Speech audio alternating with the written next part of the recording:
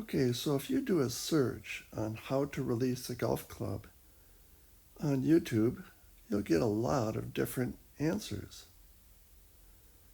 It might say body release versus wrist release.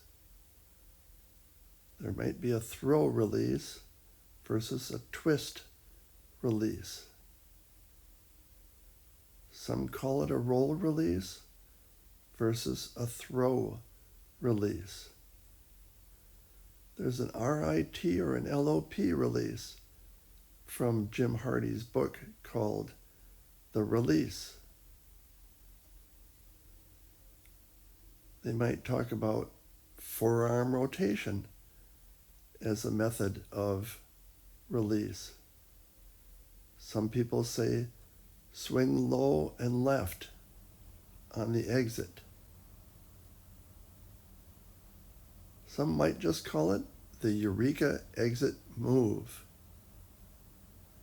So I decided to call it the body release versus the roll release. Body release with the club face more open and the roll release with the club face more closed. So a few years ago, Dan Whitaker did a video called Swing Left Through the Golf Ball. And I thought it was a pretty good description of the body release.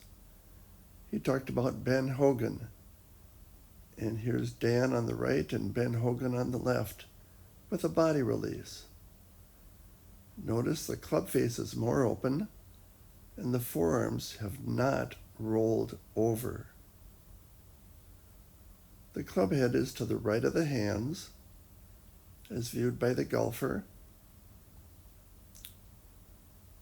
and the left upper arm stays close to the chest to the finish. The hands move left and actually disappear behind the body from down the line. The hands finish low left. The body has opened up and the chest faces the target. The weight is on the outside heel of the left foot at the finish.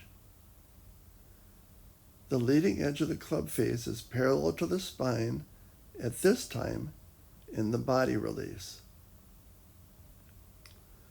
So Mike Malaska, here he is demonstrating extension of the right wrist in the backswing, again for the body release.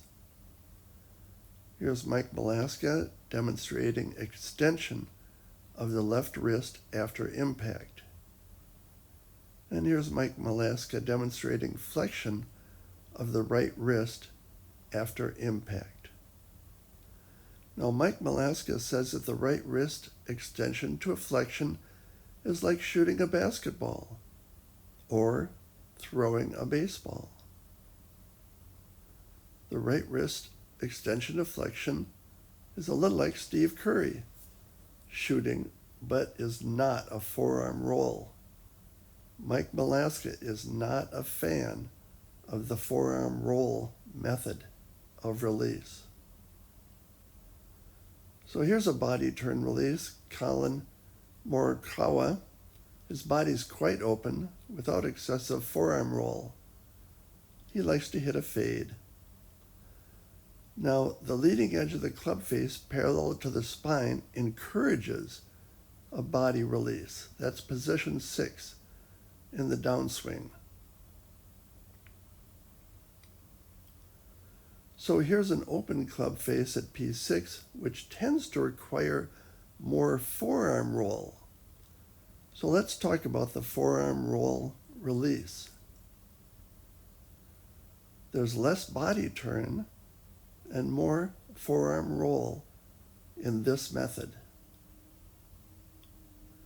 The club face is more closed at this time due to the forearm roll. Now, timing a forearm roll release is more difficult. Some shots go right, some shots go left. It's because there's a higher rate of closure of the club face in the forearm roll compared to the body release. Now, too much forearm roll can cause the club face to be too closed, resulting in shots that go too far to the left. There are some golfers that have played well using a forearm roll release pattern. There's Phil Mickelson, he's one of them. He hit the ball a long ways, but he wasn't very consistent. Sometimes he'd hit it right, sometimes left, sometimes perfect. Now, I prefer the body release style in my golf swing. I'm trying to finish with my hands low and left, my body more open to the target at the finish. I want very little forearm rotation through impact. Now, which release are you? Are you an arms release with the forearms, or are you a body release golfer? You can also go to my Stephen Vig YouTube channel and check out the video about Jim Hardy's book called The Release, Golf's Moment of Truth. Jim Hardy goes into quite a bit more detail on the release in the golf swing. So this is Stephen Vig in San Antonio. Thanks a lot for watching this video, and good luck with your golf swing.